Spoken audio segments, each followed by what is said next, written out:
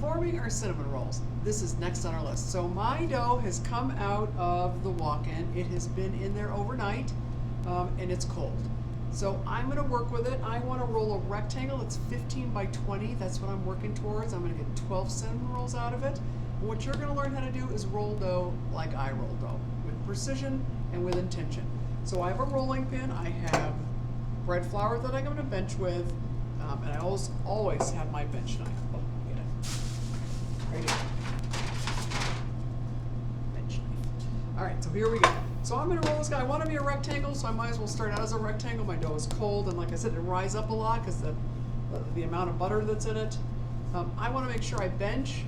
I can always dust the flour off if I need to, but once it sticks to the bench, it's never great for it. So here we go. We're gonna get some flour on our bench. We're gonna start rolling it. We'll put some on top too. Just kind of move it around there. So this dough is cold. I'm gonna watch my bench go crazy. And when we roll, what you have to realize is, you have to kind of realize, as I stammer and stutter, is that we put a lot of pressure on the ends, and so a lot of times the dough won't be as even as we want, and we want to be able to use the pin to our benefit. And I do that. I come in and a lot of times I'll use my edges, but what you have to realize is because we're putting so much pressure on these ends, a lot of times it'll be thinner on the ends and maybe a little thicker in the middle. If we want this dough to be a rectangle, and that's your job as a great baker, to create the rectangle. And you do that by using your hands, your rolling pin, and your bench knife. And there I always move my dough around and make sure I'm where I want to be. So I'm going to take my bench knife, and I'm going to start to square myself up. I need a rectangle. I don't need a triangle. And you will be the master of your dough. And that's your job. So I'm going to square myself off. I'm going to use my bench knife to come in. To help myself, I'm going to use a yardstick. And I'm going to measure. Where am I at here? I'm going to be 20 here. I'm going to be 15 here. So I have a long ways. And the bench knife, the yardstick is a great tool too. It really will straighten everything up for you as well. And it does the whole piece of dough, which I adore. And you really have to kind of, you can see I'm kind of squaring myself up in my corners. There, beautiful. Here we go. I want to make sure I'm not sticking, and look at how nice and rectangular that dough is. I did it with my bench knife. I did it with my yardstick. And you're going to do it too. And like I always say, it's not the wand, Harry, it's the wizard. You can blame, and I'm a little, because of the way the dough rolls, it's super thick there. And each time I'm going to roll it, I can come in with the end of my pin. I'm going to get that out of the way to show you what I mean.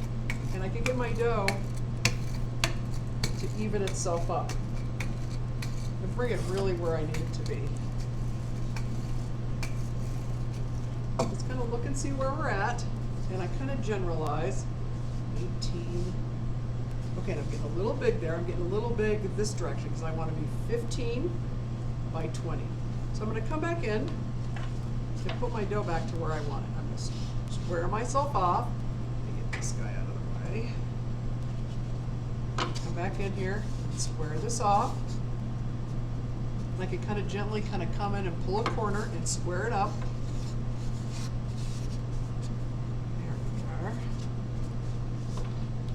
Yardstick works really well. And push your dough, right? Because we want it corner to corner, and that's important.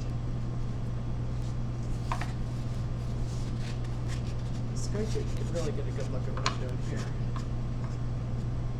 And I'm making it a rectangle. You are in charge of your dough. And that helps with the last end, because that last end's going to really kind of just bring it all together for me. So there I am. Let's see where I measure. So I'm 17 by 15. So I have my 15 length there. So really all I need to go is this direction. So I'm going to square myself up again and give myself corners. Let's get this guy out of the way. And I just need to go lengthwise. And I'm going to do it slow and steady, not in any hurry. Right, and I can use the end of my pin to help extend where I need it to. Certainly in my width there.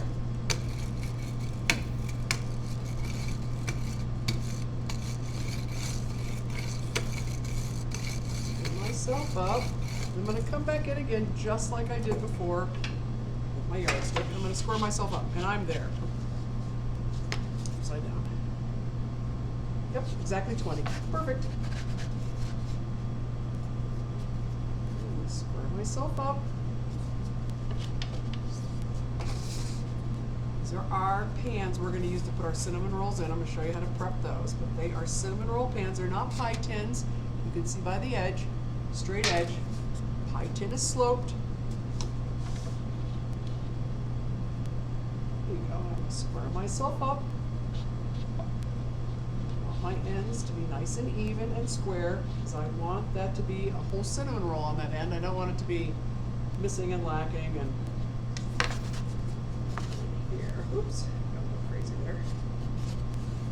Square myself up again, bring my dough down. I'm gonna do that as well here. I'm not happy with this guy. I want this guy to be more of a corner. There he is. Looks good. Right, the yardstick is perfect for that. Or your bench knife. Bench knife works really well too. So there's my dough. I start at the top and roll myself down to create my spiral. And then I keep a little edge right down here at the bottom that I'm going to wet with water. So a little bit, and that kind of seals my spiral and my cinnamon roll. We're going to cut this into 12 cinnamon rolls. That's where it gets the name Jumbo. I have my filling. I'm going to come in and I have an offset spatula.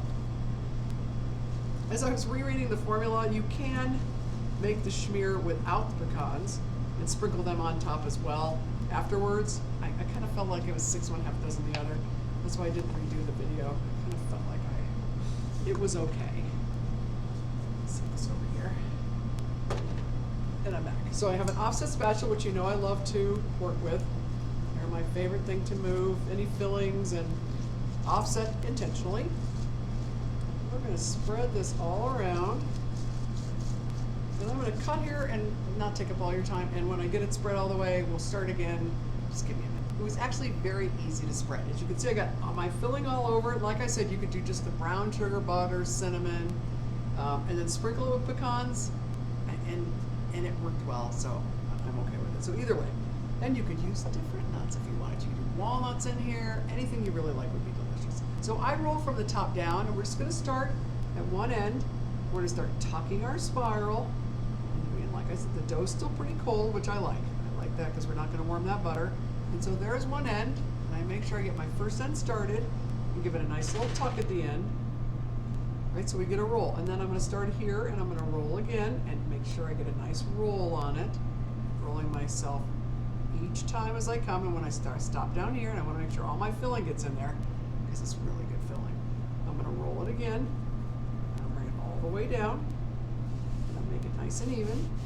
See, there he lines up. I'm going to come back to here and give a nice roll. I don't want to roll real tight. We don't want them to, that's sometimes when they pop their middle out because the dough has expanded so far and the filling's pretty heavy and it's going to, as it bakes, it's going to start pulling itself up, bake from the outside in.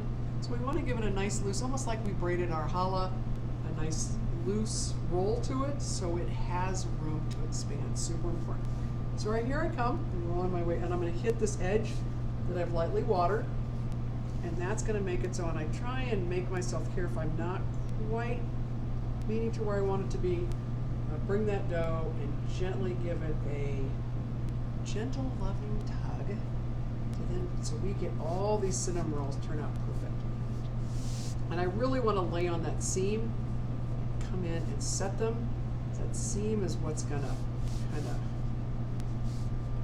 when we have baking and it starts to set and coagulate on the outside, its seam is where we're the weakest, and so it'll kind of blow itself out there. We don't want that. And so here I am. We're going to cut it in 12 cinnamon rolls, and I have a cinnamon roll pan, and let's see how they fit in here, and so you'll know as I do it, you're going to do it too. So I lightly spray them. Not that these rolls, you don't need a ton, they have a lot of butter in them. All right, and I kind of set myself there. And so I just come in and evenly do it and break myself where I want to be, and I want to use a chef's knife, and I'm going to come in, clean our edges up, and I'm going to cut it in half. There's my half. And each half then goes into 6 equal pieces. And so really when you look at it, you can go just to be more even. I'm going to cut this in half. And I'm going to cut it in 3 equal pieces. And I kind of go in and look where they're going to hit each time. Make a little mark, cut quick. And then I like to turn them back around and make them round again. It just kind of brings their shape. When you cut them, you can't help but kind of lose some of their formation. And so I'm going to round them because I love them. Beautiful. I put 1 in the middle and 5 go around. These are going to go in the proof box, and you can see there I am. I'm going to do this, and I have 1 more that I'm going to do it with. These guys, and I'm going to kind of make them nice and even. All right, even Steven, there we are. Going to go in the proof box, double in size, probably a good hour in that proof box. They have a lot of weight with that filling in them. And then we're going to bake them in the oven. You're going to see, and once they come out of the oven, we have that cream cheese icing. Just goodness all the way around. So next we're headed to the proof box. There you are. Okay, our cinnamon rolls are ready to go in the oven. I wanted to show you what they're going to look like. They're going to double in size. And they have fit perfectly in the tin that we've placed them in. I do want to show you, and I'm going to point in here, that I kind of run my seams all against the inside of the pan wall. And that way it kind of, as they expand and grow, the cinnamon rolls, when they hit the heat of the oven, what's going to happen is they're going to stay sealed and because they're up against a structure that's going to support them. And they're going to be, their shape is just going to hold up a lot better, is exactly what I'm trying to say. So we're going to load these in the oven, in the convection oven at 350. And I'm going to show you what they look like when they come out of the oven.